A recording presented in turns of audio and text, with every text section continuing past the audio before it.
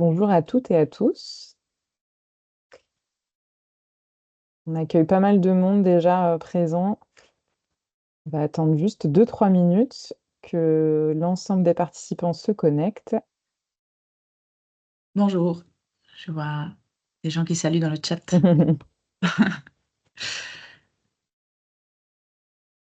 On peut juste peut-être expliquer, Céline, pour la question-réponse, comme ça on explique l'usage du chat et des questions-réponses pour les gens qui Ouais, sont là.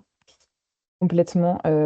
Écoutez, oui, effectivement, vous avez, comme le disait Christina, vous avez la possibilité de mettre vos questions dans la rubrique plutôt questions et réponses. Et du coup, on prendra le temps d'y répondre à la fin de la session.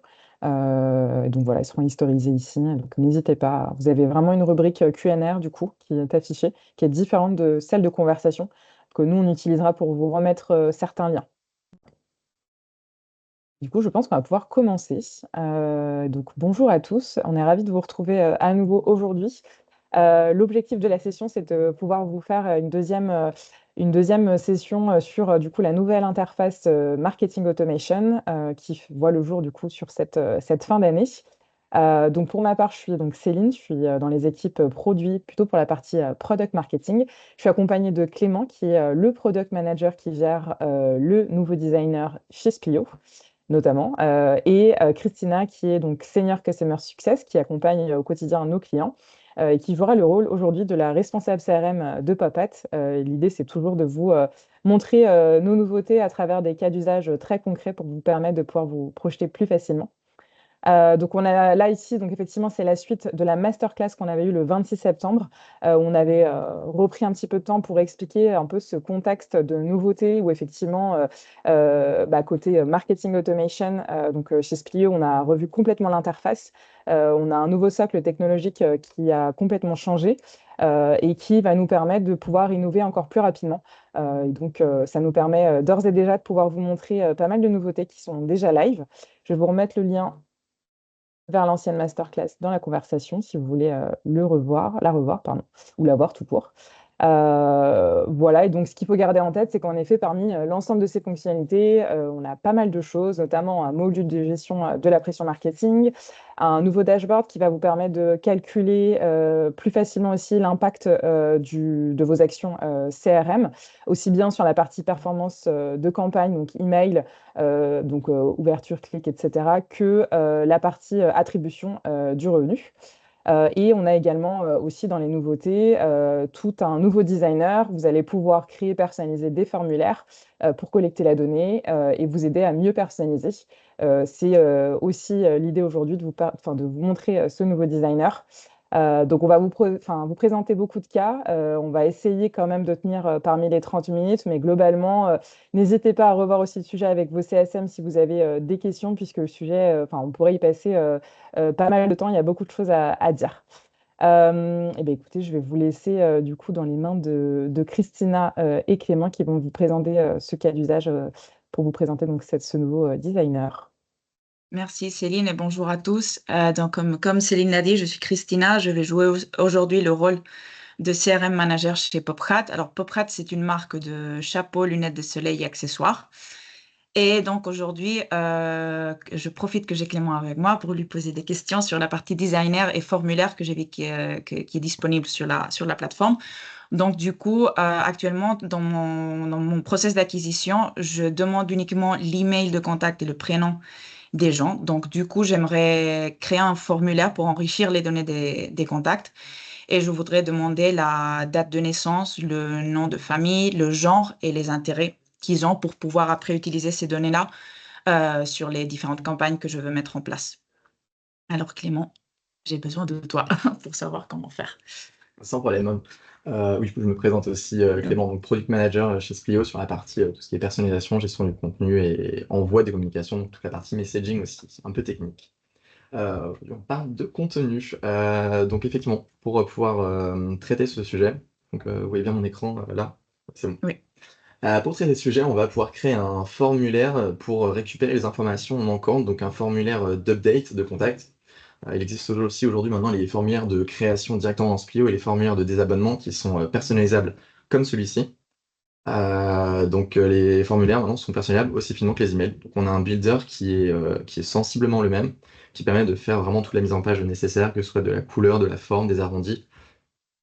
Y mettre aussi de la fonte, maintenant changer certaines polices et pouvoir donc récupérer des informations donc à travers des champs, des inputs de récupération. Donc là, en l'occurrence, on va vouloir récupérer des informations, donc la date d'anniversaire, on s'était dit le genre et les catégories favorites, donc des clients. On va donc utiliser ce formulaire comme ceci. Donc on va pouvoir intégrer plus tard le formulaire dans un email, donc derrière un bouton. Donc là, pour personnaliser le formulaire, on va venir choisir en fait les champs, donc comme la date d'anniversaire déjà mise, le genre, les catégories. Pour le genre, en l'occurrence, là, je l'avais mis en anglais parce que j'avais fait une copie d'un formulaire déjà en anglais. On va pouvoir le passer en fait en français, donc directement en mettant les noms en français. Donc on va dire, allez, on ne se prononce pas. Et on voit qu'il y a des tirets, voilà, donc à droite, c'est la valeur qu'on va vouloir sauvegarder en base pour pouvoir faire l'identification, que ça corresponde en fait aux valeurs que vous avez aussi directement dans vos bases pour qu'on ait une qualité de la donnée bonne. Et à gauche, ça va être la valeur qu'on va afficher dans le formulaire. Donc là, effectivement, on a bien homme, femme, ne se prononce pas. Et on peut aussi donc choisir les catégories favorites. Donc là, ici, j'ai pris j'ai utilisé un champ qu'on va mettre derrière catégorie favorite. J'ai choisi que ce soit un choix multiple, voilà, pour pouvoir donner le choix d'en mettre plusieurs si besoin. Mais j'aurais pu choisir en fait d'autres types de champs comme date, un email, nombre, avec des validateurs derrière si nécessaire. Donc ça peut être une drop-down pour donner justement plein de choix à la personne, mais qui n'en sélectionne qu'un seul avec une recherche dedans.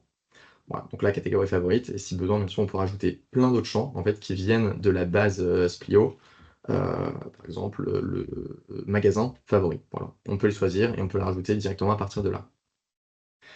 Voilà. Et donc, on va récupérer à partir de ce formulaire un lien. En fait, on a le lien de ce formulaire qu'on va pouvoir intégrer directement soit dans la communication, donc dans une communication email de chez Splio qui va être envoyée par exemple dans des campagnes one-shot, dans des campagnes automatiques. Si ça part avec les campagnes Splio, on n'aura pas d'intégration spécifique à faire, ça veut dire que directement le lien sera personnalisé pour le contact et quand il va mettre à jour ces informations dans le form, c'est le contact chez Splio qui va être mis à jour.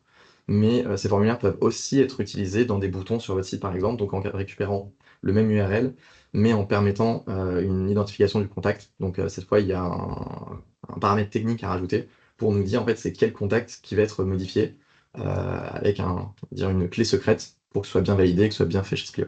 Voilà.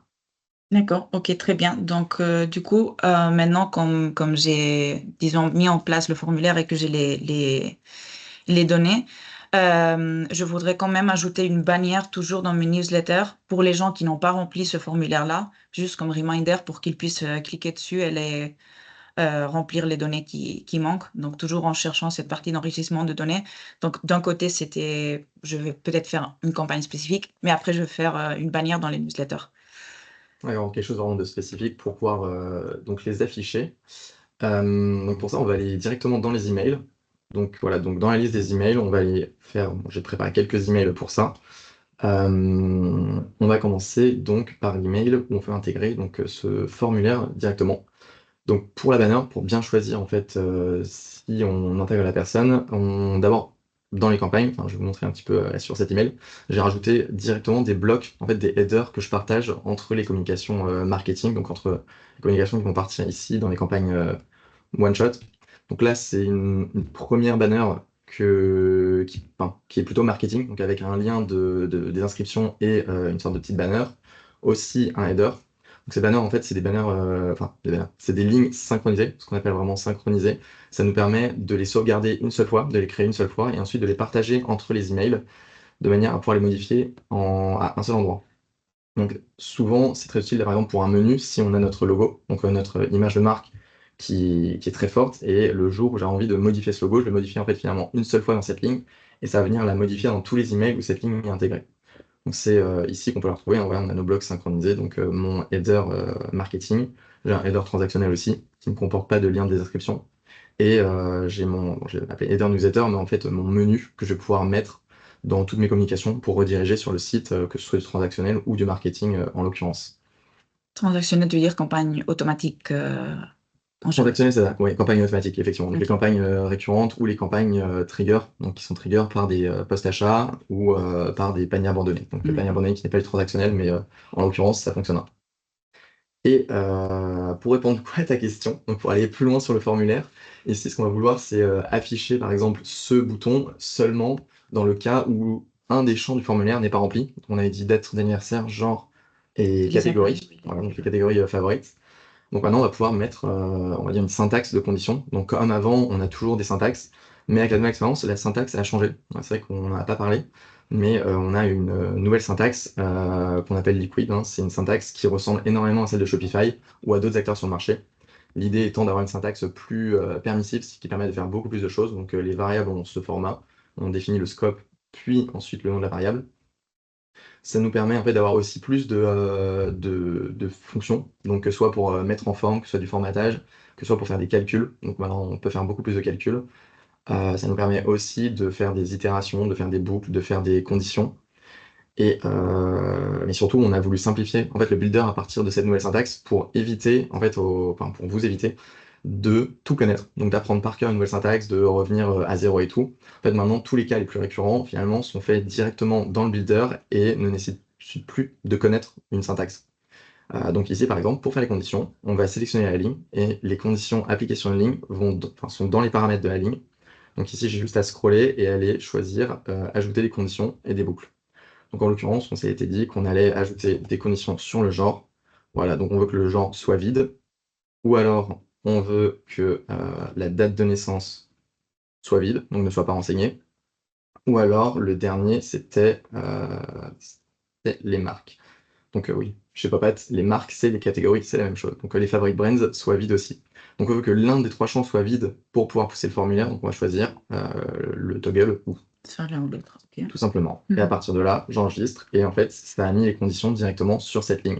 Donc si je veux tester mes conditions, valider mes conditions, donc soit je vois ici qu'il y a les conditions, donc je peux descendre et voir la syntaxe qui correspond en fait à ces conditions-là. Soit sinon, je peux aller ici dans mon dernier onglet qui est vraiment pour tester et qui me permet de montrer que voilà, on a notre email et on a bien les conditions qui sont appliquées sur notre bouton, ici. Voilà. Ok, très bien. Donc maintenant, tout ça, c'était pour plutôt avoir la collecte des données. Donc une fois que j'ai, par exemple, la date d'anniversaire, je veux mettre en place une campagne d'anniversaire et je voudrais pousser un code pour après aller chercher un cadeau dans les magasins. Et je veux en fait que le cadeau soit différent homme-femme. Donc du coup, comment représenter tout ça avec les données et créer les blocs.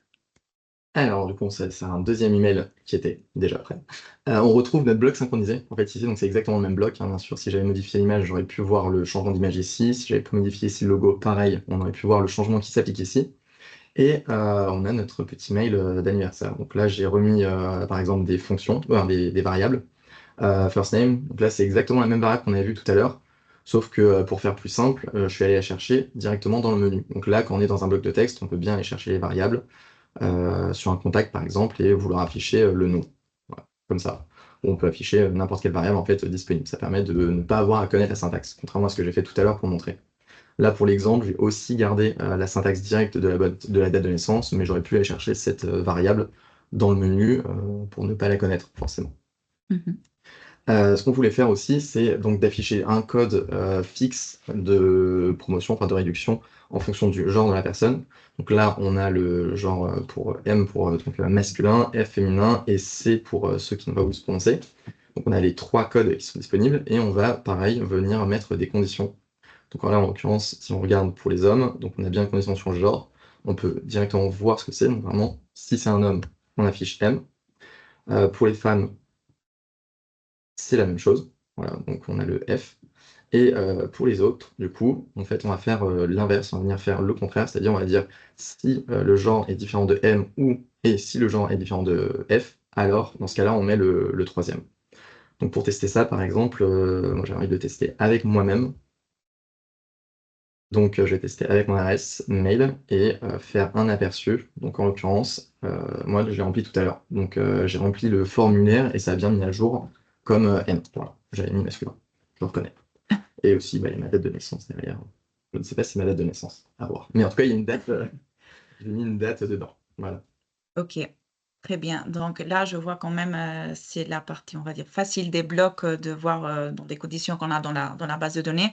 Du coup, pour complexifier un peu le use case de mon côté, je veux mettre en place une campagne de post-achat avec le résumé de la commande et je vais donc montrer l'information des produits avec les liens, prix, etc. Donc, comment on fait pour le cas des tickets et du coup aussi en pensant au panier abandonné, si je veux mettre en place un panier abandonné, comment le faire? Et du coup, on va passer au troisième email. Un email donc post-achat en l'occurrence. Effectivement, on va panier abandonné et post-achat, et commande chez Splio, c'est la même chose. En fait, c'est le même objet derrière. C'est une variable qui va faire la différence pour dire si le panier abandonné a été complété, enfin si l'achat a été complété ou pas. Et du coup, rajouter aussi la date d'achat qui correspond. Sinon, en termes vraiment d'objet et de représentation dans le data model, c'est la même chose, ce qui fait qu'on a maintenant décidé d'avoir exactement les mêmes variables pour les deux. Donc là, on va voir vraiment les variables, je l'ai mis en anglais, je crois pas du tout. Les variables des lignes de commande et non pas les variables des lignes de panier abandonné. En fait, D'accord. ça va se comporter de la même manière.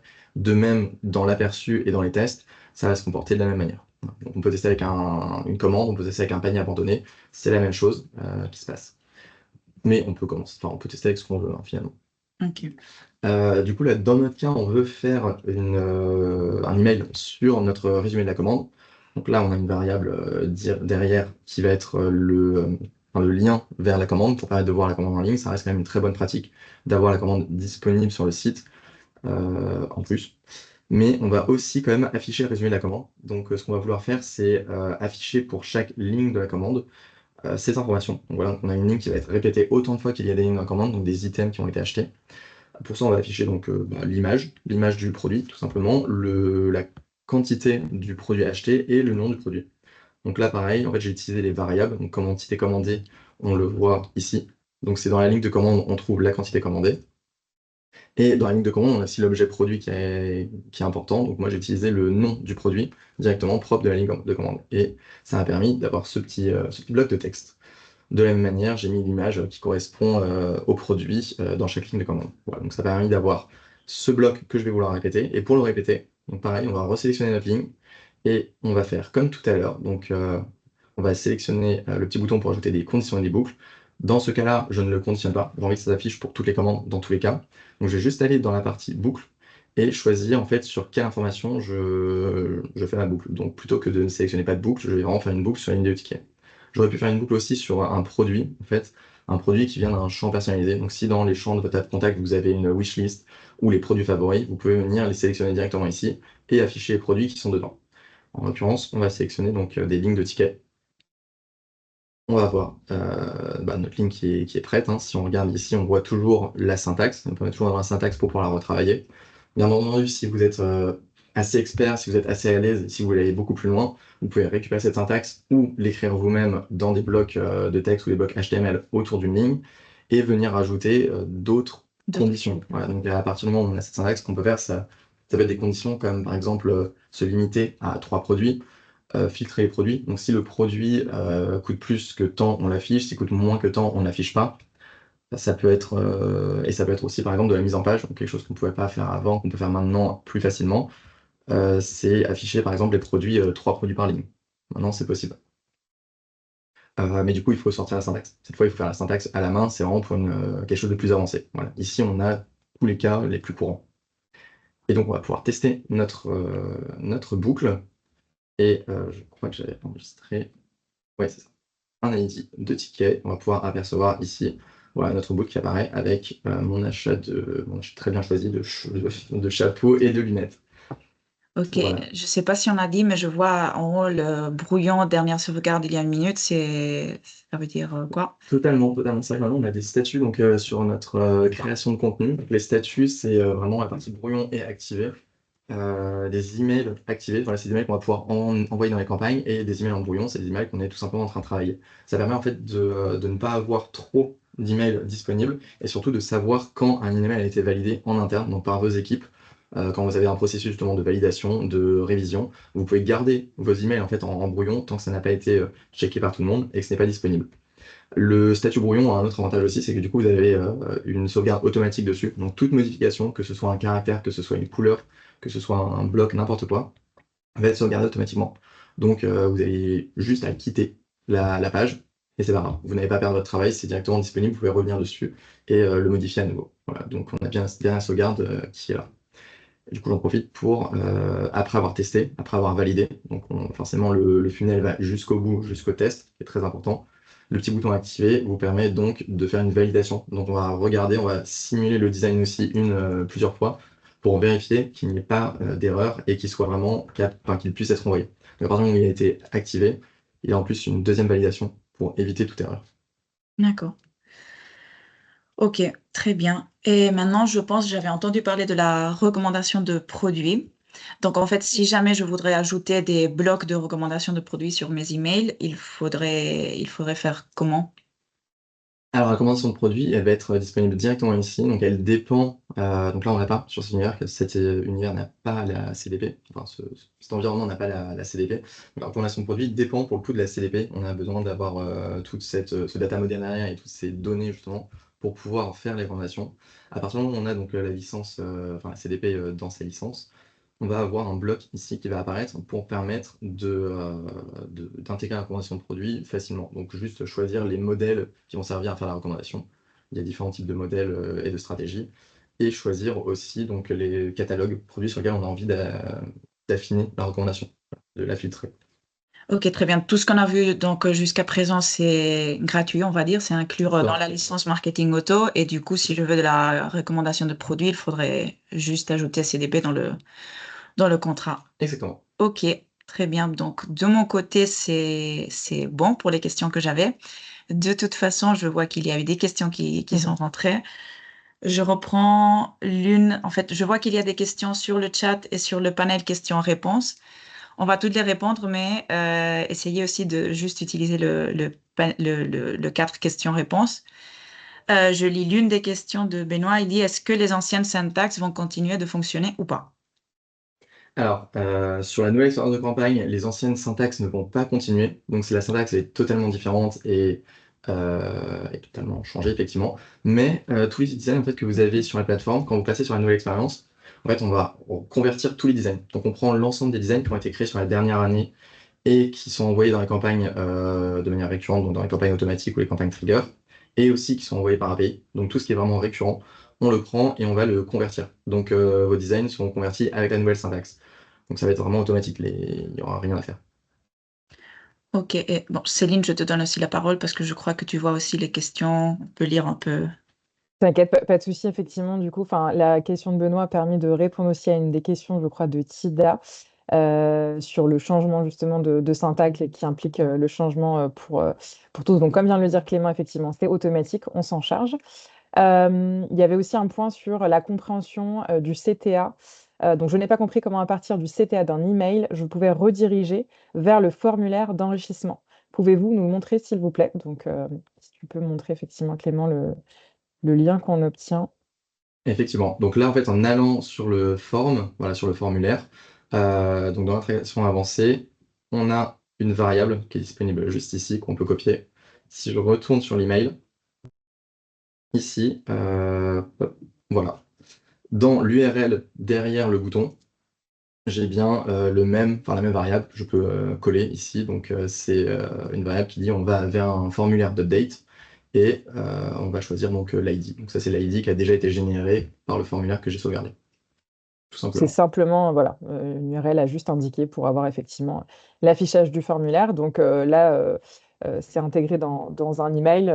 Ça pourrait l'être avec un lien aussi ailleurs. On a aussi une question donc, de Marion. Est-ce que dans cette nouvelle façon de créer des variables, nous pouvons cumuler les et ou dans les conditions, au niveau des Alors, conditions de personnalisation? effectivement, donc là, en l'occurrence, ce panel pour l'instant est fait pour être le plus simple possible. Donc là, on va mettre que des et ou que des ou dans ce cas-là. Mais si on veut simplifier un peu, non, si on veut aller plus loin, plutôt, si on veut complexifier, pardon, on pourrait aussi bien venir conditionner en mettant ici, et là on a des or, et à la place du or, le premier, je vais mettre un et sur celui-ci, on va se dire que ici, ça va être ça et ça ou ça. Donc voilà, c'est un peu plus pompeux, Mais effectivement, si on a envie de faire des conditions plus complexes, c'est ce qu'on appelle des conditions nested, donc des conditions dans des conditions dans des conditions, avec des groupes de conditions dans des groupes de conditions, on peut le faire de cette manière-là. Pour Voilà. compléter ce que dit Clément, vraiment l'idée aussi avec ce nouveau designer et ces nouvelles conditions de personnalisation, c'était de pouvoir répondre vraiment à tous les besoins, en ayant d'une part pour les cas d'usage les plus utilisés, on savait aussi que parfois ça pouvait être complexe pour certains clients d'utiliser les conditions, d'avoir des blocs hyper faciles à utiliser, comme l'a montré Clément. Mais pour autant, pour des marques qui veulent avoir des choses beaucoup plus avancées, de quand même vous laisser la possibilité d'aussi aller plus loin là-dessus, grâce notamment à le nouveau langage que Clément vous a montré juste avant, qui va vous permettre de finalement pouvoir réaliser l'ensemble des cas d'usage que vous souhaitez mettre en place au quotidien. Donc vraiment là-dessus, ça ouvre énormément de possibilités en intégrant aussi cette dimension de simplification, aussi grâce à la sauvegarde automatique. On savait que c'était un point qui nous avait été aussi remonté. Donc aujourd'hui, c'est disponible. Et je vois effectivement qu'on a des questions qui continuent. Donc, est-ce qu'il y aura une rediffusion? Alors oui, cet article, enfin cette masterclass sera enregistrée et sera intégrée au sein d'un article. Donc, vous la retrouverez dans la documentation en ligne et vous pourrez la revoir quand vous le souhaitez. Une session aura également lieu d'ailleurs en espagnol si jamais vous avez des collègues espagnols et ce sera hébergé au sein de la même page. L'option formulaire, est-ce une option en complément? Donc, les formulaires sont bien intégrés à l'offre Marketing Automation. Donc, tout ce qu'on vous a montré aujourd'hui, tout ce que Clément vous a testé en live est disponible dans votre licence Marketing Automation sans aucun supplément. Alors, on a aussi une question d'Aurélie. Est-ce que nous pourrons toujours utiliser des blocs partagés synchronisés dans plusieurs emails avec la nouvelle expérience de campagne? Et donc, en effet, ce point-là, c'est effectivement, vas-y Clément, si tu veux. Complètement. C'est exactement en fait les blogs synchronisés que je montrais. Donc on a changé de terme, on parle plus de synchronie, de synchronisation entre les blocs. Donc les blocs synchronisés sont les blocs partagés, sont équivalents des anciens blocs partagés. La différence, les deux petites différences notoires, c'est la première que en fait ça se restreint à une ligne. Donc c'est pour ça que j'en ai fait deux ici. Cependant, c'est beaucoup plus facile maintenant de les modifier, étant donné que directement dans l'email, je peux en fait choisir soit de le désynchroniser, soit d'aller modifier le bloc directement ici. Voilà. Donc là, j'ai la modification, j'ai un builder qui est dédié et j'ai pas besoin de quitter en fait la création de l'email pour le modifier. Donc je vais le modifier là et ça va le modifier dans tous les emails. Ouais. Et ça me permet aussi donc de le voir dans l'email. Donc il apparaît directement dans l'email. J'allais dire ça, c'est important aussi parce que en fait, tout ce qui était les blocs partagés, il fallait avant, bon, avec l'ancienne version, on va dire, il fallait les gérer ailleurs. Maintenant, c'est vraiment quand tu es dans le message builder et que tu veux sauvegarder un bloc, tu décides si tu veux le garder synchronisé ou pas synchronisé, donc il faut pas quitter la page, ce qui fait gagner aussi du temps. De la même manière, oui, du coup, les blocs, il y a la question sur le bloc sauvegardé, les blocs sauvegardés existent toujours aussi, effectivement. Et ils seront aussi, comment ça s'appelle migrés, convertis. On a aussi une question sur le fait de pouvoir utiliser le builder du formulaire pour créer une landing page classique. C'est une question qui est très intéressante puisque aujourd'hui, donc on est sur des formulaires, mais effectivement, c'est des sujets qu'on est en train de voir. Donc, je ne m'étendrai pas trop sur le sujet pour l'instant, mais il se pourrait que d'ici quelques temps, vous ayez effectivement la possibilité d'aller plus loin aussi là-dessus. En tout cas, si vous avez des besoins et des cas d'usage sur le sujet, on est très preneur d'avoir vos éléments un peu plus détaillés sur le sujet pour nous permettre de les intégrer aussi dans les travaux qui sont en cours. On a une question aussi sur la date de mise à jour de la plateforme. En gros, ici, le process est assez simple. L'idée, c'est de pouvoir, si vous donnez la main sur la mise à jour, en gros, de l'interface, vous avez donc un article, je vais vous remettre le lien dans la conversation qui vous détaille, qui vous détaille la nouvelle expérience et vous avez dedans un lien d'inscription sur lequel vous pouvez donc inscrire votre univers client pour accéder ensuite à la migration. Et là-dessus, vous avez un champ notamment qui vous permet d'indiquer si vous voulez une date, éviter une période de date lors de cette migration. Donc, vous pouvez l'indiquer à cet endroit-là. Et après, évidemment, on tient à vous rassurer aussi sur le fait que pour le moment, en tout cas, sur les migrations qu'on a mises en place, l'idée, c'est de se dire que vous vous inscrivez en fait sur le formulaire. Vous allez rentrer dans une base de données un peu interne. On va ici vous faire un certain nombre de checks techniques pour s'assurer que vous êtes bien éligible à la migration.